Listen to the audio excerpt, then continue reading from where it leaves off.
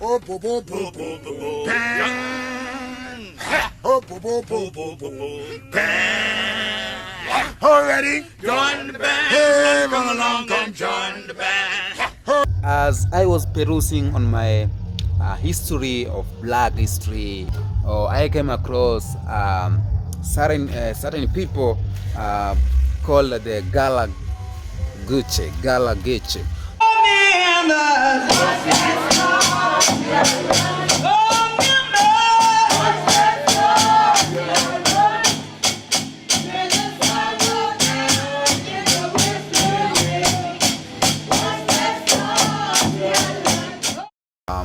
Is a community, black community in the United States of America, the South Carolina, Georgia, you know, the coast sides of South Carolina up to North Carolina.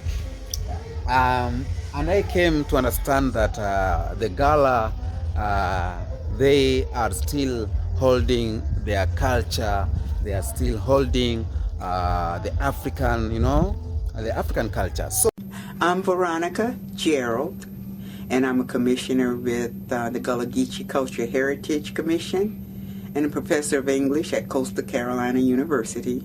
And I'm a member of the Gullah community here in the Waccamaw. When I'm not at Coastal, my most comfortable language is Gullah. And I tell them, people say, just because I've been a teacher English, it ain't been mean I ain't know how to speak them and to write them, but I also can speak Gullah just like anybody else when I talk them around here. What I was just saying in very slow thing is just because I know the English language, it doesn't mean that I don't know how to use the linguistic characteristics of Gullah. With the Gullah people, we have a word that we use, and it's very simple, it's duh. We use it before a verb. Either go to the store, either look nice today, either sing pretty, either go to work.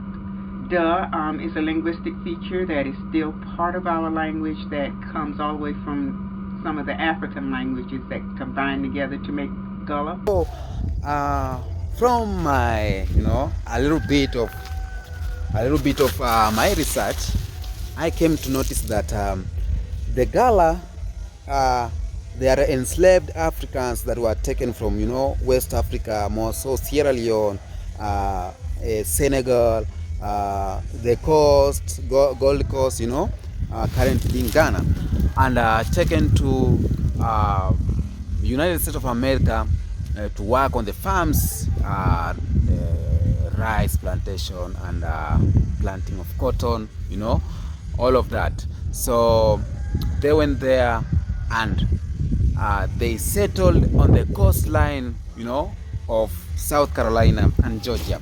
But I'm not giving the history of the Gullah Geeche, but I'm just having, you know, I'm just having this thing that the Gullah Geeche, who were taken as slavery to the United States 1600 years up to now, the cycle, they are still holding their culture.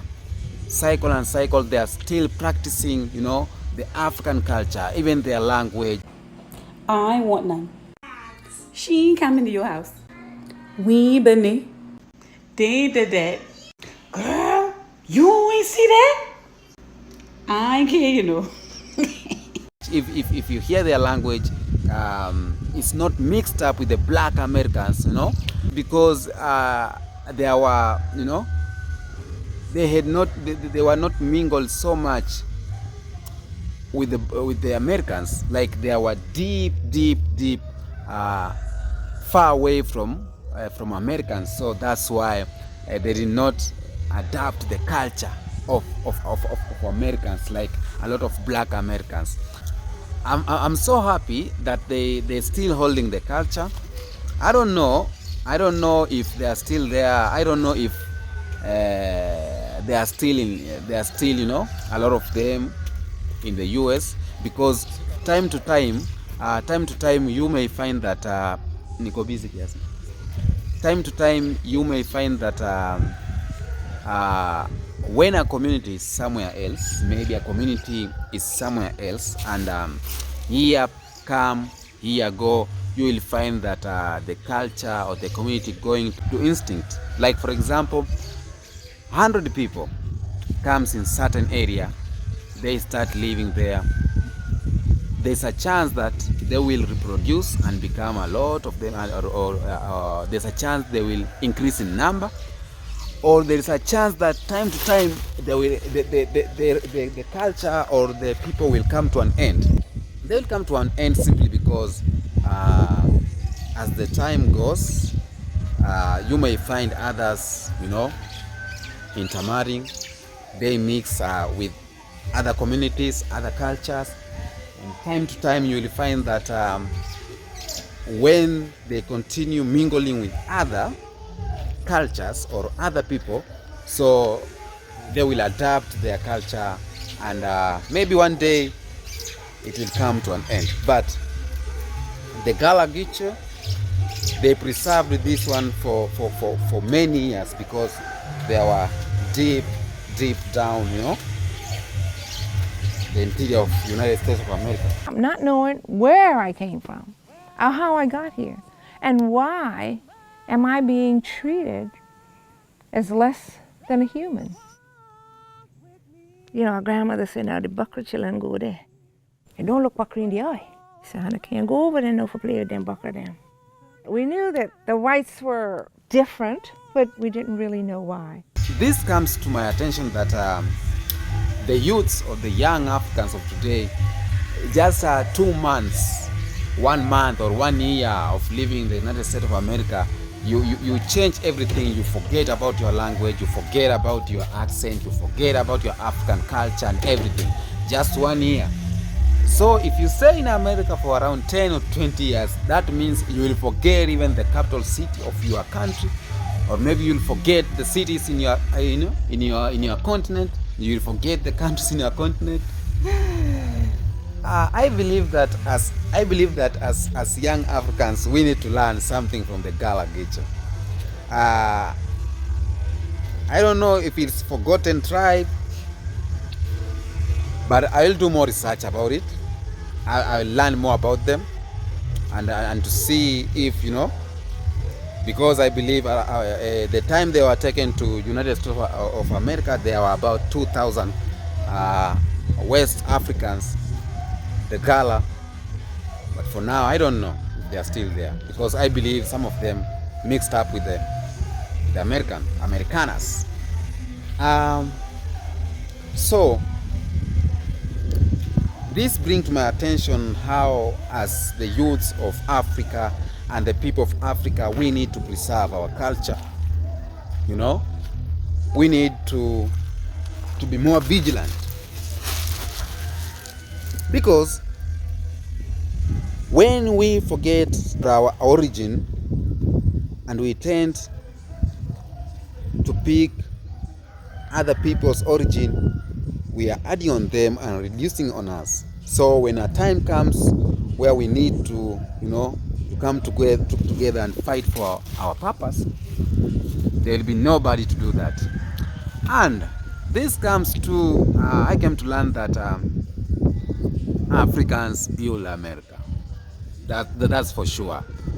200 years ago or 500 years ago, Africans built America. So if the Gullah Geeche or the Gullah people were taken to the United States of America to go and help in planting of cotton, rice and everything, that means that the Americans there, they were not able to do that. So they decided to take the Africans as slaves to go and do that for them. That's why at some point I usually say that Africans are blessed as people. Africans are blessed. We can do anything. We can't do anything. But we never get that chance to, we never got that opportunity or chance to showcase our brains, because anytime you are in Africa and you're showing capability of doing something, that you can build an aeroplane, you can build a computer or a mobile phone, or you can build a car, you are being taken away from Africa, because that mind, they don't need that mind here in Africa. That's why There's nothing built in Africa. For example, you find spoons made in Kenya, made in China, vehicles made in Japan, you know. They can't allow Africa to have such kind of mind. So if you know anything about the Gullah Geeche, tell me in the comment section. By the way, thumbs up to one of my subscriber. He told me to look about the Gullah Geeche, and I found something that, you know, I was yearning to see for a long time. I found something that I didn't know about it, you know, the Americans or the black Americans or the Africans who are still indigenous, who are still in America deep down, you know. It's amazing. And they are still holding their culture, they are still holding their language, the accent. I've heard about the music, you know, the Gullah music. I've heard about the language. So it was like they use their language so that, you know, they can understand themselves. Because if you are a slave somewhere and you are masters, so you find the language that your master does not understand. So that's why they have the Gullah language, the Gullah language. If you hear the language, it's a little bit different, but similar to English, but from far. I don't know. It's amazing. It's amazing. It's amazing how this works. But all in all, the Gullah Geeche, it's not an forgotten tribe, but I think a lot of people don't know about it. I think a lot of people don't really know about it, but thanks to social media, I now know about the Gullah Geeche. I now know about our brothers who were taken to slavery in 1600s to United States of America, and they are still there. It's historical. So if you get time, do research about the Gullah Geeche. See our brothers. If you are in America, the black Americans, you can visit the Gullah Geeche, you know, in the South Carolina and Georgia, everywhere. That is for today. I am the Kenyan Beast, of course. I'm doing it the African way. I love the black Americans, the black Africans, the Africans, the Afro-Caribbeans, you know. I love everything about it, and that's why I'm talking about this. Africa, we need to rise. I am the Kenyan Beast, of course. Come with me. Let's roll.